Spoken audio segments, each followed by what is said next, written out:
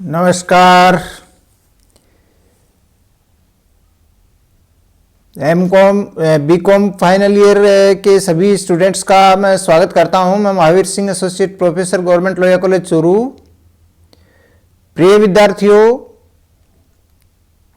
आज हम इस व्याख्यान में एक नया चैप्टर अपन शुरू कर रहे हैं जिसका नाम है फाइलिंग ऑफ रिटर्न, यानी विवरणी दाखिल करना। ये आपके सिलेबस का जो यूनिट सेकंड का ये अगला पार्ट है, इसका नाम है फाइलिंग ऑफ रिटर्न।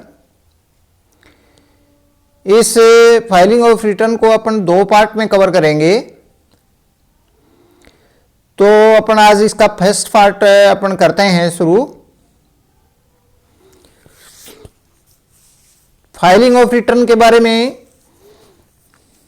एक बात अपन अच्छी तरह से जानते हैं कि जब आपने पीछे आयकर अधिनियम पढ़ा होगा तब भी इसमें इस तरीके की रिटर्न दाखिल करने वाली बातें आई थी।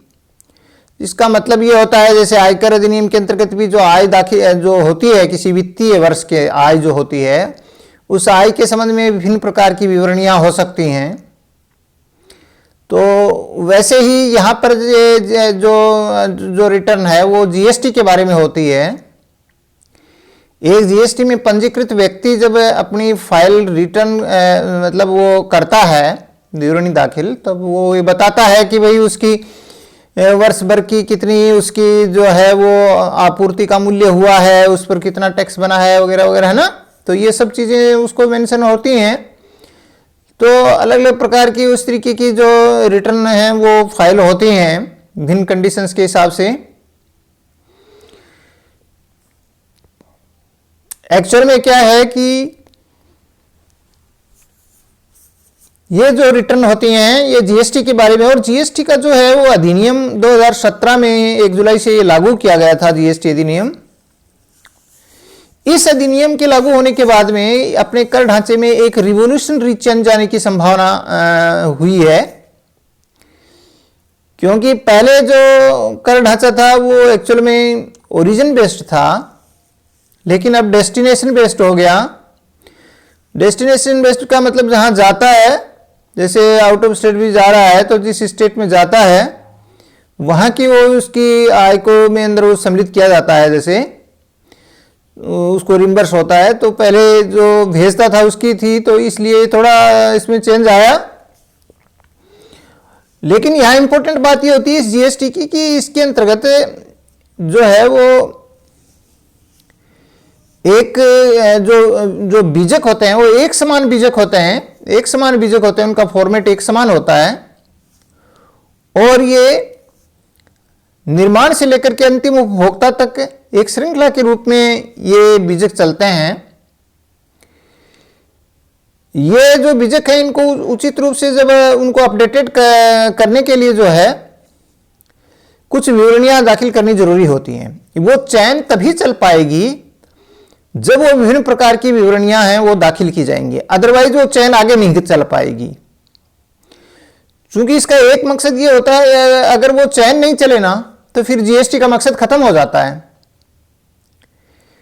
चैन चलने का मतलब यहां पर यह होता है कि जब कोई व्यक्ति आपूर्ति करता है तो वो जिस व्यक्ति को आपूर्ति करेगा उससे टैक्स कलेक्ट करेगा।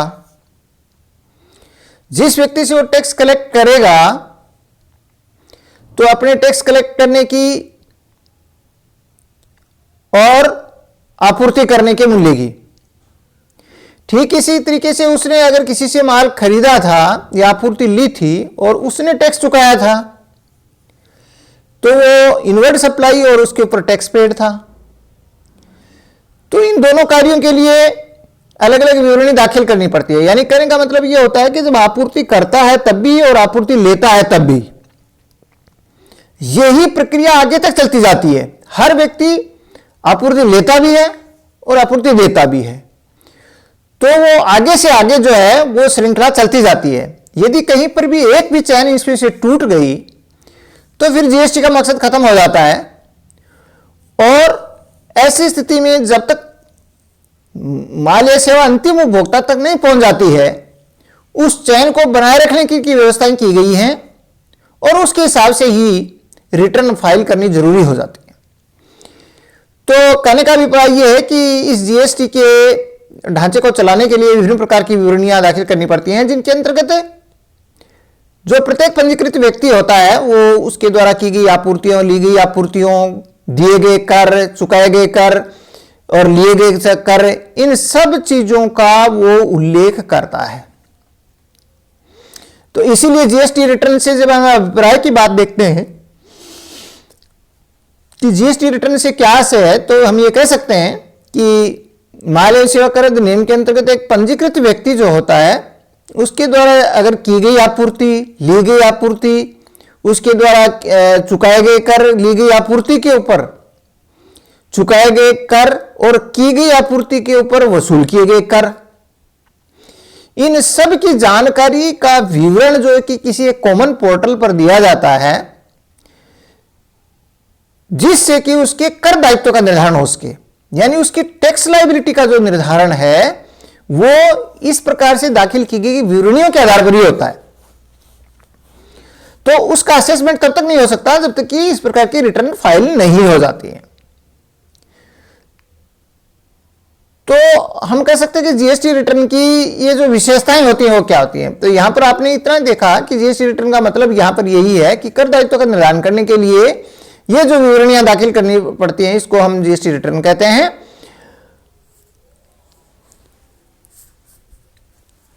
और इसकी विशेषता ये होती है, वास्तव में ये ऑनलाइन ही दाखिल होती है, ऑन पेपर मोड नहीं होती। जो विवरणियां होती हैं वो ऑनलाइन दाखिल की जाती हैं और सीजीएसटी, एसजीएसटी, आईजीएसटी, सेस, इन सब की जो विवरणियां होती हैं वो एक समान प्रारूप में ही दाखिल की जाती हैं। ऐसा नहीं है सीजीएसटी के लिए अलग रिटर्न दाखिल हो रही है, एसजीएसटी के लिए अलग हो रही है। एक ही पोर्टल जो है जीएसटी का, एक ही पोर्टल होता है, उसी के ऊपर सभी की विवरण आ जाते हैं, इसलिए अलग अलग उसके लिए रिटर्न फाइल नहीं की जाती कि सीजीएसटी के अलग करें और एसजीएसटी के लिए अलग करें। यह रिटर्न वास्तव में उसका खुद जो व्यवसायी है, पंजीकृत व्यवसायी, वो खुद इसके ऊपर दाखिल कर सकता है या उसका अधिकृत प्रतिनिधि भी फाइल कर सकता है। और इसके अलावा अधिकांशतः क्या होता है, जब रिटर्न दाखिल हो जाती है और अगर उसमें कोई भी अमेंडमेंट रिटर्न करना पड़ता है तो उसी जो प्रकार की जो होती है उसकी जो नेक्स्ट मंथ की या नेक्स्ट अवधि में जब आएगी उसमें उसका संशोधन हो जाएगा। उस खुद के अंदर कोई संशोधन नहीं होता है तो आगे वाली रिटर्न में उसका संशोधन हो जाता है। अब बात यह आती है कि ये जीएसटी रिटर्न दाखिल करता कौन है, किसका दायित्व होता है कि वो रिटर्न दाखिल करे। तो इसमें एक तो पंजीकृत व्यवसायी होता है। कोई भी पंजीकृत व्यवसायी होता है वो दाखिल करता है, चाहे उसकी जो आपूर्ति है वो चाहे उसकी नील ही क्यों नहीं हो, लेकिन नील की जीएस वो रजिस्टर कर लेगा फाइल। लेकिन हर वर्ष उसके लिए मैंडेटरी है कि वो पंजीकृत व्यवसायी जो है वो रिटर्न दाखिल करेगा। इसके अलावा जितने भी पब्लिक सेक्टर यूनिट्स हैं, सभी प्रकार के सरकारी उद्यम हैं, वो जीएसटी रिटर्न फाइल करेंगे। इसका कारण हो सकता है कि वो जो पब्लिक सेक्टर यूनिट्स हैं वो कोई प्रोडक्शन करते हों, सप्लाई करते हों, या कोई भी उनका जो ऐसा कोई मटेरियल है जो उनके यहां पर है और उसको डिस्पोज किया जा रहा हो, कोई सी भी कंडीशन हो सकती है। तीसरा, हम ये कह सकते हैं कि ऐसे व्यक्ति जो करमुक्त माल या शून्य दर आपूर्ति का काम करते हैं। तो अगर कोई ये कह दे कि मैं तो करमुक्त माल आपूर्ति करता हूं इसलिए जीएसटी रिटर्न फाइल करना जरूरी नहीं, ऐसा नहीं होता है। अगर कोई व्यक्ति पूर्णतः करमुक्त माल का कोई आपूर्ति करता है तो उसको भी रिटर्न फाइल करनी जरूरी हो जाती है, या शून्य दर माल की आपूर्ति करते हैं तो भी जरूरी हो जाती है। संयुक्त राष्ट्र के जो यूएन एजेंसीज के जो एजेंसीज जो होती हैं, जब कोई आपूर्ति लेती हैं तो उनको रिटर्न फाइल करनी जरूरी हो जाती है। तो ये कुछ ऐसे करदाता हैं जिनको रिटर्न फाइल करना जरूरी होता है। अब हम इसके मुख्य भाग पर आते हैं जो कि जीएसटी रिटर्न का होता है। जीएसटी रिटर्न में कई प्रकार की जीएसटी रिटर्न भरी जाती हैं। उसमें देखिए मुख्य रूप से इसमें इसकी कैटेगरी को हम वैसे तो 3 भागों में बांटते हैं, वैसे मुख्य इसके 2 भाग होते हैं। एक तो जीएसटी में सामान्य रूप से जो नॉर्मल जीएसटी में रजिस्टर्ड व्यक्ति होता है और दूसरा कंपोजिशन योजना में रजिस्टर्ड व्यक्ति होता है। तो ये दोनों ही जीएसटी के पंजीकृत व्यक्ति कहलाते हैं, यानी जीएसटी में पंजीकृत व्यक्ति हैं दोनों ही, लेकिन एक तो सामान्य जीएसटी में है जो नॉर्मल टैक्स इनवॉइस काटता है, और दूसरा जो है वो कंपोजिशन योजना का करदाता है। तो ये अलग अलग रिटर्न फाइल होती हैं, उनका नाम अलग अलग होता है, सामान्य योजना के करदाता और एक कंपोजिशन योजना के करदाता। इसके अलावा कुछ अन्य विवरणियां भी होती हैं जो अलग अलग प्रकार के करदाता की नेचर के हिसाब से होती है। तो हम इसको वैसे 3 कैटेगरी में बांट सकते हैं: सामान्य योजना के करदाता द्वारा दायर विवरणियां, कंपोजिशन योजना के करदाता द्वारा दायर विवरणियां, और अन्य करदाताओं द्वारा दायर विवरणियां। तो हम पहली लेते हैं। पहली है वो सामान्य करदाता की है जो नॉर्मल जीएसटी में रजिस्टर्ड है, उसको जीएसटीआर 1 करेगा, नंबर 1। सबसे पहली जो विवरणी है उसका नाम है जीएसटीआर 1। एक्चुअल में जीएसटीआर 1 क्या होती है कि जब कोई भी पंजीकृत व्यक्ति अपने यहां से कोई वस्तु या सेवा की आपूर्ति करता है, माल बेचता है, सेवा बेचता है, एक तरह से हम कह सकते हैं, तो इस प्रकार से की गई आपूर्ति का मूल्य और उस आपूर्ति पर कलेक्ट किए गए कर, यह जो विवरण होता है, इस विवरण को जीएसटीआर 1 में दिखाया जाता है। यह कार्य जिस महीने से संबंधित है उस महीने की अगली तारीख के 10 तारीख तक यह विवरणी दाखिल होती है, और अब मासिक रूप से यह रिटर्न दाखिल होती है। ठीक है, लेकिन इसमें 1-2 कंडीशन है। यह तो एक नॉर्मल बात हुई कि भी इसमें पंजीकृत व्यक्ति को अगले महीने की 10 तारीख तक यह रिटर्न फाइल करनी पड़ती है, जो कि जावक आपूर्ति के संबंध में होती है। लेकिन इसमें एक प्रावधान यह किया गया है कि यदि किसी करदाता की जो सकल आपूर्ति है वो 1.5 करोड़ रुपए से अधिक नहीं है, कितने रुपए से? 1.5 करोड़ रुपए से अधिक नहीं है, तो उसको मासिक रिटर्न दाखिल करने की आवश्यकता नहीं है, वो त्रैमासिक रिटर्न दाखिल कर सकता है। बाकी अगर 1.5 करोड़ रुपए से अधिक है तब तो उसको करना पड़ेगा क्या, हर महीने की रिटर्न है वो अगले महीने की 10 तारीख तक दाखिल करनी पड़ेगी। अदरवाइज उसको त्रैमासिक रिटर्न ही जीएसटीआर 1 में दाखिल करने की आवश्यकता है, मासिक रिटर्न की आवश्यकता उसको नहीं है। और इस प्रकार से जो ये जीएसटीआर 1 होता है उसके अंतर्गत एक तो सकल आपूर्ति उसको दिखाई जाती है, वो सारी आपूर्ति उसको दिखानी पड़ती है, चाहे वो राज्य के भीतर है चाहे राज्य के बाहर है, चाहे वह करमुक्त की है चाहे करयोग्य की है, या वो किसी भी प्रकार की जो बिक्री राशियां हैं वो उसको सबको उसके अंतर्गत दिखानी पड़ती हैं। जो पंजीकृत को है, पंजीकृत व्यक्तियों को है, राज्य के भीतर है, राज्य के बाहर है, अंतर्राज्यीय आपूर्ति का विवरण है, और पूर्व के बीजकों से संबंधित जारी डेबिट और क्रेडिट नोट के विवरण देने होंगे। इसमें आपूर्ति के साथ ही कर का पूर्ण विवरण भी देना होगा। तो कुल मिलाकर के एक ही बात हुई कि यह जावक आपूर्ति से संबंधित है। जावक आपूर्ति से संबंधित है तो जावक आपूर्ति जो होती है वो इसके अंतर्गत उसको दिखाना चाहिए। अब चाहे वो जावक आपूर्ति उसने पंजीकृत को की, अपंजीकृत को की, राज्य के भीतर की, राज्य के बाहर की, वो सारी जो आपूर्ति है वो इसके अंदर दिखानी होती है, और जो कर होता है उसकी राशि को भी दिखाना होता है, ये विवरण उसको दिए। तो ये कुल मिलाकर के आउटवर्ड सप्लाई की बात हुई। अब आता है जीएसटीआर 2A। देखिए यहां पर एक बड़ी दिलचस्प बात यह है कि जो ही वो जीएसटीआर 1 भरता है कोई आपूर्ति करने वाला व्यक्ति, तो जिसने आपूर्ति आगे ली है उस व्यक्ति को जब वो पोर्टल खोलेगा तो ये जो जीएसटीआर 1 की जानकारी है वो उसको 2A में मिलेगी। जीएसटीआर 2A आपूर्ति लेने वाले व्यक्ति के लिए होती है। तो ये वास्तव में जीएसटीआर 2A एक फॉर्म है जिस फॉर्म में जो आपूर्तिकर्ता ने जीएसटीआर 1 में भरा है वो वैसा का वैसा जीएसटीआर 2A में आपूर्तिकर्ता के लिए आ जाता है। आपूर्तिकर्ता के लिए इसलिए आता है कि उसे क्या जानकारी कि उसने आपूर्तिकर्ता ने क्या भरा है, तो वो देख लेता है उसको 2A को।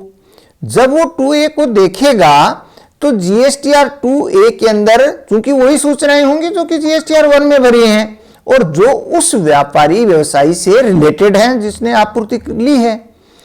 अब जब वो देखेगा कि उसके द्वारा जो ली गई आपूर्ति जो दिखाई गई है जीएसटीआर 2A में, वो और उसके जो रिकॉर्ड्स हैं, लेखा खाता पुस्तकें, उसके अंदर जो आपूर्ति उसने उस व्यवसायी से आपूर्तिकर्ता से ली थी उसमें कोई वेरिएशन हो सकता है, उसमें कोई कमी या वृद्धि भी हो सकती है, तो वो क्या करेगा, उस 2A के आधार पर और अपनी पुस्तकों से मिलान करके वो सारी सूचनाएं जो हैं वो अगर एज इट इज हैं तो एज इट इज कर देगा, अदरवाइज उसमें चेंज है तो वो चेंज करते हुए GSTR 2 भरेगा। आगे नेक्स्ट आता है GSTR 2। अब यहां पर क्या है, GSTR 2A एक्चुअल में GSTR 2A कोई रिटर्न फाइल करने वाली बात नहीं है, ये ऑटो जनरेटेड, जिसको हम ऑटो पॉपुलेटेड बोलते हैं, वो ऑटो पॉपुलेटेड वहां हो जाती है GSTR 2A। अब उसके अंदर कोई भी एडिशन, सब्ट्रैक्शन या कोई भी चेंज करना होता है GSTR 2 उससे वो मिलान करता है अपने यहां से कि भाई जो इसमें तो आपूर्ति ये दिखा रहा है, टैक्स ये दिखा रहा है, मैंने वास्तव में आपूर्ति इतनी ली थी और इतना टैक्स चुकाया था, तो उसके अंदर कोई भी चीजें हैं वो संतुष्ट होगा जिस हिसाब से, उस हिसाब से वो GSTR 2 को भरता है। तो एक्चुअल में रिटर्न जो हुई वो ली गई आपूर्ति पर GSTR 2 हुई और की गई आपूर्ति पर GSTR 1 हुई। तो अब वो GSTR 2 के अंदर उसके आधार पर जो सूचना भरेगा GSTR 2 में, ये एक्चुअल में मैंने अभी आपको बताया कि वो GSTR 2A के आधार पर वो सूचनाएं भरता है, उसमें कोई चेंज करते हुए। ऐसे एक GSTR 6A और होता है, ये भी यदि किसी आपूर्तिकर्ता ऐसा, आपूर्ति लेने वाला व्यक्ति ऐसा है जो कि इनपुट सर्विस प्रोवाइडर है या इनपुट सर्विस डिस्ट्रीब्यूटर है, प्रोवाइडर नहीं, तो इनपुट सर्विस डिस्ट्रीब्यूटर होगा, उसने भी किसी न किसी से आपूर्ति ली होगी, तो आपूर्ति देने वाले ने तो GSTR 1 ही अपलोड किया था, लेकिन आपूर्ति लेने वाला जो है वो चूंकि ISD है इसलिए उसके 6A में रिफ्लेक्ट होगी वो चीज। यानी आपूर्तिकर्ता द्वारा GSTR 1 में जो रिटर्न दाखिल की गई है, वह रिटर्न में दाखिल की गई चीज ISD के 6A में प्रकट होगी, तो वो ISD 6A में देखेगा, फिर अपने रिकॉर्ड से मिलान करा के और फिर उसके बाद में वो आगे रिटर्न फाइल करता है 6, तो वो बाद की बात। लेकिन यहां पर ये आपको ये समझने की बात है कि अगर किसी भी व्यक्ति ने, जिसने अगर ISD वाली बात हो या कैसे भी हो, तो 6A ISD की स्थिति के अंदर जो है वो उसने अगर कोई रिटर्न कोई लिया है तो यद्यपि वो रिटर्न तो दाखिल करेगा, GST 6 दाखिल करेगा क्योंकि 6A में तो उसके वो प्रकट होती है, लेकिन यहां पर हम जब GSTR 2 की बात करते हैं तो इसमें 2A के आधार पर वो दाखिल करता है और अपनी लेखा पुस्तकों के आधार पर जो है GSTR 2 भरता है, जिसमें वह समस्त आवक आपूर्तियों और उन पर चुकाए गए कर का ब्यौरा होता है। तो ये बात तो हुई इनवर्ट सप्लाई के बारे में हुई।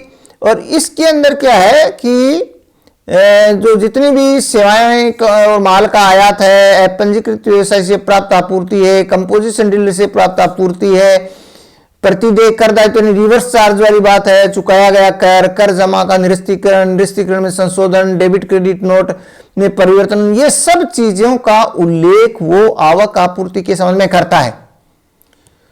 ठीक है, और ये सब करते हुए GSTR 2 को भरता है। ये अगले माह के 11वें और से लेकर के 15वें दिन तक हो जानी चाहिए। तो कुल मिलाकर के बात एक ही हुई कि GSTR 2 जो है वो आवक आपूर्ति इनवर्ट सप्लाई के बारे में होती है, वो चाहे कैसे भी हो, आयात के रूप में हो या वो किसी पंजीकृत अपंजीकृत से हो या कंपोजिशन योजना के डीलर से हो, फिर इसके बाद में उसने जितना भी उसमें लिया है उस पर कितना कर चुकाया था, उस कर का, कर जमा का, विपरीत प्रभार का, सब मेंशन जो होता है उस आवक आपूर्ति से रिलेटेड होते हैं, वो सारे मेंशन इसके अंतर्गत किए जाते हैं। इसके बाद में आता है GSTR 1A। जो ही अब देखिए यहां पर क्या है, जैसे मैंने आपको बताया था कि भाई GSTR जो 1 था और फिर GSTR 2A था, ठीक है, और GSTR 1 और GSTR 2A और फिर GSTR 2। अब देखो क्या है कि अब यह नाम आया GSTR 1A। तो 1A क्या होगा कि जो ही वो जीएसटीआर आपूर्ति लेने वाला व्यक्ति जीएसटीआर 2 में इनवर्ड सप्लाई का विवरण भरेगा, क्योंकि मैंने अभी आपको बताया कि वो जीएसटीआर 2A के आधार पर और अपनी बुक्स ऑफ अकाउंट्स के आधार पर उसमें कोई संशोधन कर सकता है, जो कि जीएसटीआर 1 दाखिल करने के कारण से जो जनरेट हुई थी जीएसटीआर 2A उसमें, और फिर जीएसटीआर 2 भरेगा। और जो ही जीएसटीआर 2 भरेगा तो वही बात है कि ऑटो जनरेट हो जाएगा जीएसटीआर 1A, और वो जनरेट होकर के कहां दिखेगा, वो दिखेगा आपूर्तिकर्ता जिसने जीएसटीआर 1 दाखिल की थी, उस जीएसटीआर 1 दाखिल करने वाले व्यक्ति के पोर्टल पर वो दिखेगा, उसके अकाउंट में वो दिखेगा ये जीएसटीआर 1A। अब वो जीएसटीआर 1A उसको इसलिए दिखाया जाता है कि भाई आपने जो जीएसटीआर 1 भरी थी और आपूर्ति लेने वाले ने जो जीएसटीआर 2 भरा है, जिसके कारण से जीएसटीआर 1A जनरेट हुआ है, उसमें आप देख लीजिए कि कोई वेरिएशन तो नहीं है। यदि इस प्रकार की जो कोई परिवर्तन से भी वो संतुष्ट हो जाता है कि हाँ बिल्कुल ये सही है, इसने सही किया, मैंने कहीं गलती की थी, तो जिस सीमा तक वो एक्सेप्ट कर लेता है उसको, यदि पूरी कर लेता तो पूरी सही, नहीं अगर कुछ अंशतः वो स्वीकृत करता तो अंशतः, जितनी सीमा तक वो स्वीकृत करेगा वो पूरी की पूरी उस सीमा तक उसकी जीएसटीआर 1 ओके हो जाएगी। अब तक देखिए 4 कार्य जब होते हैं तब जाकर के जीएसटीआर 1 ओके होता है। पहला जीएसटीआर 1 भरा, आपूर्ति लेने वाले के यहां 2A जनरेट हुआ, आपूर्ति लेने वाले ने 2 भरा तो आपूर्ति करने वाले के यहां 1A जनरेट हुआ, और 1A जनरेट को वो स्वीकार करते ही 1 ओके हो जाएगा, जीएसटीआर 1 ओके हो जाएगा, और फिर उतनी सीमा तक उसको मान लिया जाएगा कि आगे उसकी कितना रिफंड देना है, क्या करना है, वो उसकी सारी कार्रवाई हो जाती है। तो ये जो है वो इसके अंदर होता है। अब नेक्स्ट आता है जीएसटीआर 3। जीएसटीआर 3 वास्तव में क्या होता है कि ये जो है वो एक तरह से ये मासिक रिटर्न ही होती है, ये भी जो है वो हर महीने एक तरह से इसको जो है वो भरा जाता है, इसको विवरणी को भी 20 तारीख तक, अगले महीने की 20 तारीख तक होता है। और ये जो विवरणी होती है वो क्या होता है कि जो 2 विवरणियां होती हैं ऊपर, जीएसटीआर 1 तो भरा किसने, सप्लायर ने, और सप्लाई लेने वाले ने क्या भरा, जीएसटीआर 2 भरा। तो ये जो दोनों विवरणियां हैं जीएसटीआर 1 और जीएसटीआर 2, एक में जावक आपूर्ति होता है और एक में आवक आपूर्ति होता है। तो कोई भी पंजीकृत व्यवसायी खुद जो आपूर्ति करता है वो जीएसटीआर उसकी 1 हुई, उसने जो आपूर्ति ली वो जीएसटीआर 2 हुई। दोनों प्रकार की आपूर्तियों के मूल्यों को वो जीएसटीआर 3 में दिखाता है। दोनों ही प्रकार की आपूर्तियों के संबंध में चुकाए गए या कलेक्ट किए गए टैक्स को दिखाता है, और इस प्रकार से चुकाए गए टैक्स को हम आउटपुट टैक्स कहते हैं, और जो कि वसूल किया गया टैक्स आपूर्ति आउटवर्ड सप्लाई के ऊपर वसूल किया गया टैक्स आउटपुट टैक्स होता है, और ली गई आपूर्ति के ऊपर चुकाया गया टैक्स होता है इनपुट टैक्स होता है। क्योंकि आउटपुट टैक्स में से इनपुट टैक्स की क्रेडिट ली जाती है, और बाकी जो टैक्स नेट लायबिलिटी होते हैं वो नेट लायबिलिटी उसको जमा करानी पड़ती है, या अगर ज्यादा हो गया है आउटपुट टैक्स की तुलना में इनपुट टैक्स क्रेडिट तो उसको रिफंड मिलने की बात होती है। तो हम ये कह सकते हैं कि जीएसटीआर 3 के अंदर नेट जो उसकी टैक्स लायबिलिटी होती है उसका जो विवरणी उसमें दाखिल होती है कि कितना तो उसका आउटपुट बना और कितना उसका इनपुट बना, उसके आधार पर उसकी जो नेट टैक्स लायबिलिटी कैलकुलेट की जाती है। तो ये जीएसटीआर 3 में भरता है, जिसमें सब कुछ आ जाता है, आवक आपूर्ति का मूल्य, जावक आपूर्ति का मूल्य, आपूर्ति पर टैक्स, जावक आपूर्ति पर टैक्स, कोई ब्याज, अर्थदंड, कोई लेट फीस वगैरह कोई है, तो वो सब चीजें जो हैं वो इसके अंतर्गत जो है वो इस विवरणी जीएसटीआर 3 के अंदर मेंशन हो जाती हैं। तो ये बात जीएसटी 3 की हुई, दोनों ऊपर 1 और 2 को मिला के 3 हो गया। इसके बाद में नेक्स्ट जो सामान्य करदाता होते हैं वो जीएसटीआर 9 और 9C भरते हैं। जीएसटीआर 9 और 9C क्या होते हैं? एक्चुअल में जीएसटीआर 9 एक वार्षिक विवरणी होती है जिसको हम एनुअल रिटर्न कहते हैं।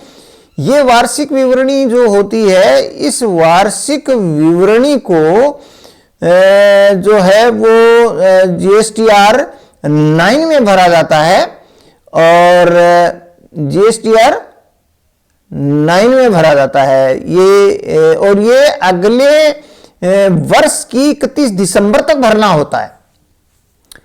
GSTR 9 वार्षिक विवरणी है, अगले वर्ष के 31 दिसंबर तक होता है, यानी जिस फाइनेंशियल ईयर से रिलेटेड होती है उस फाइनेंशियल ईयर से अगले वर्ष के 31 दिसंबर तक भरनी होती है।